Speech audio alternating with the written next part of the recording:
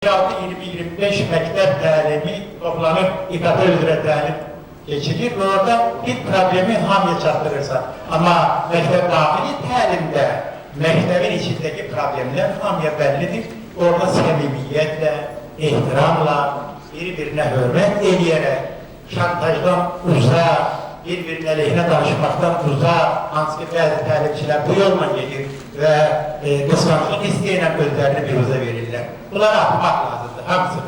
Və burada insanlar bilməyən, etiraf edir, bilmirəm öyrədir. Məktəbdə də bu öyrədilir.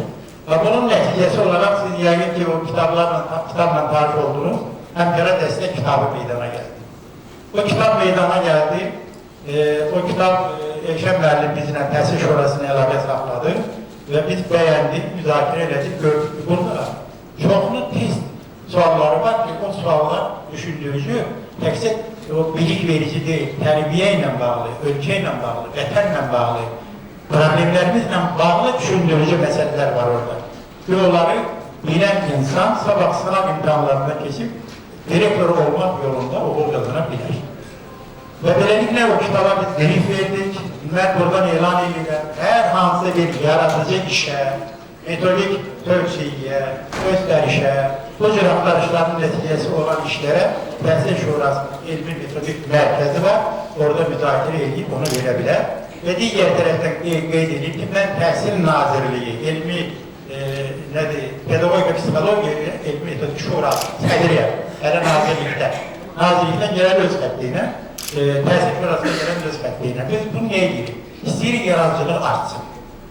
Mətbuatda oxuyursun, təhsili tənqid edirlər. Məktəblərdə nə filan şey yoxdur, filan şey yoxdur. Açıq etiraf edilmək lazım, ictimai fikirdə tənqid güclüdür. Amma biz bilirik ki, nə qədər bacarıqlı müəllim, nə qədər mücər kollektivlər var. Və bu adamlar da bu cür tədbirlərə gəlir, dama, götürür, inkişaf edir.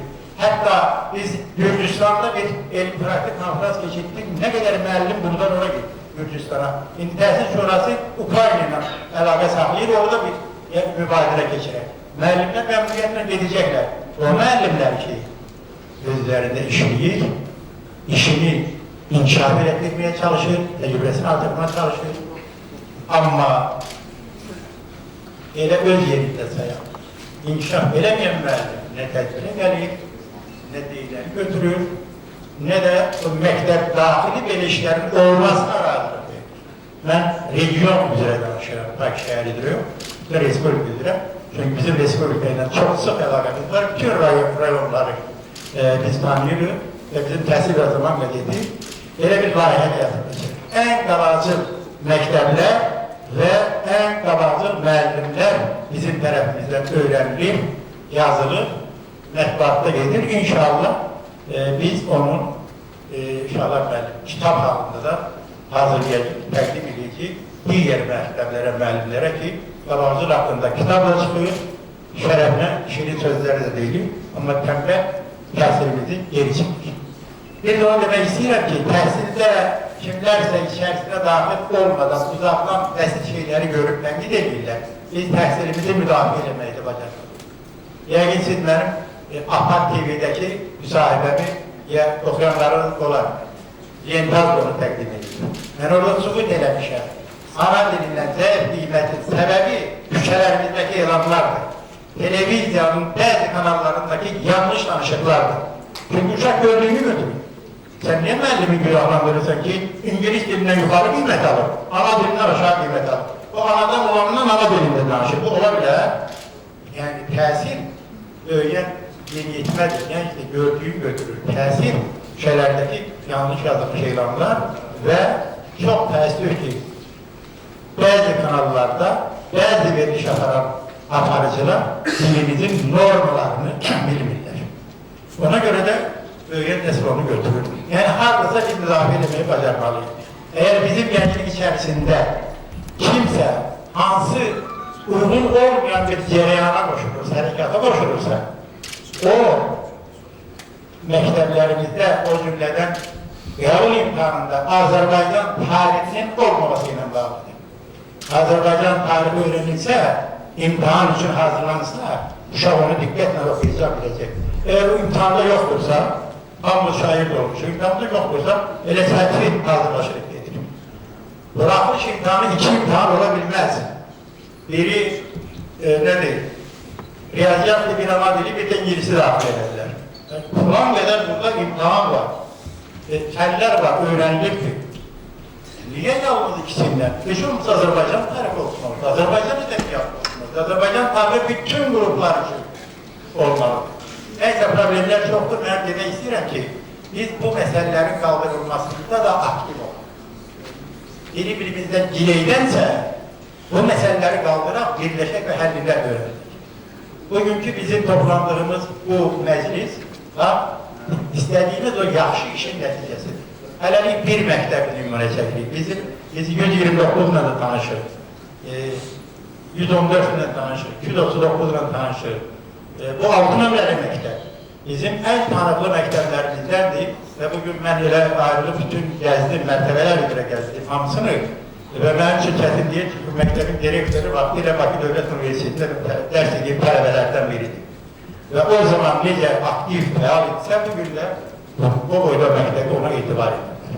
Və bu məktəbin 5-ci sinif şagirdi Sara Kazımova, bizim Nazır müəllimin nəvəsi, burada əyləşib Nazır müəllim, şeirlər kitabını nəşr etdirir, 5-ci sinif şagirdi. Bu ədəbiyyat talantıdır, amma texnik talant, texnik istiqamətli deməli iftiralar, kəşflər, şagird iftirası kəşfinə söhbətlidir. Bunlar da var və bunlar da əlbəttə məktəblərdən məktəbə keçə-keçə və yaxud o məktəb daxili təlimlər keçirə şagirdlərin də yüksək nailiyyətlə yaradıcılığına gətirib çatdıracaq. Mən bugün 130 nömrəli məktəbin mütəşəbbisini sizinlə birlikdə almışlayıram. Biz orada böyük, çox böyük təhsil şurasını, böyük icrasını geçirmişik, hesabatını dinləmişik.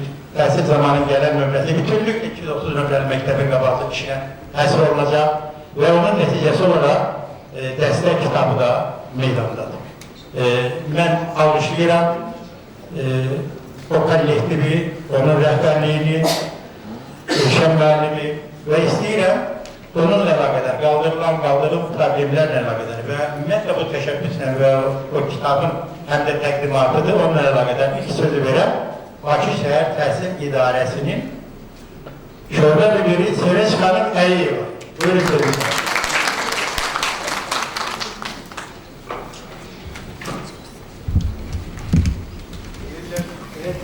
Deyirlər, iş görək yox. İş görmək lazım. Buyurun xanım.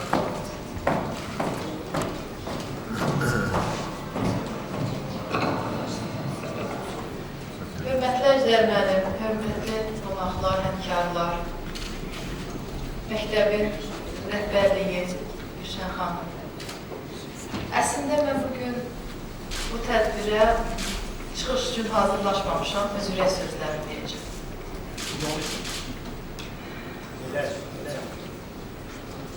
Hörmətli həmkarlar, bugün Respublikamız müstəqillik yollarında inamla irəliləyir. Bütün dünyanın diqqəti bizim doğma torpağımızda, vətənimizdə, Respublikamızdadır. Və bugün dövlət məktəbdən, müəllimdən, təhsildən çox şeylər tələb edir. Ən böyük tələb isə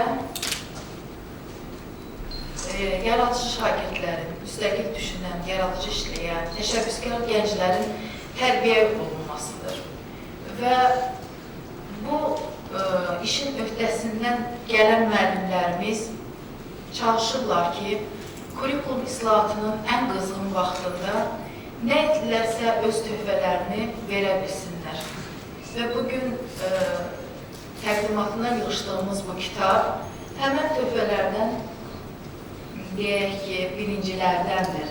Bu, sırf olaraq məktəbdə işləyən, məktəb ab-havasını duyan, müəllimlərin nəbzini tuta bilən bir kitabdır ki, kitab deyək metodik vəsaitdir ki, hansı ki müəllimlərin başa düşəcəyi tərzdə ən asanlaşdırılmış bir dildə yazılmış ilk belə deyək, qaranquşlardandır. Və mən inanıram ki, bugün məktəblərdə bu kitablara çox tələbat var, belə kitablara və bu birinci və axırıncı deyil.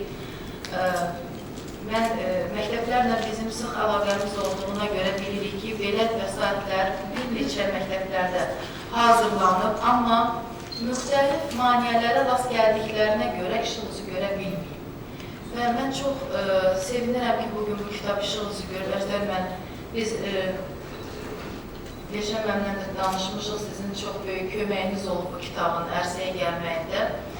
Və bugünün tələbi budur ki, hər bir müəllim öz işinə yaradıcı yanaşsın, hər bir müəllim müasir şagirdi gələcək, ağırlığını çiyinlərdə daşıya biləcək insanı formalaşdırsın, vətəndaş formalaşdırsın. Savadsız insan da vətəndaşdır. Lakin o insan savadlı olanda dövlətinə, ölkəsinə, ailəsinə daha çox xeyir verə bilir.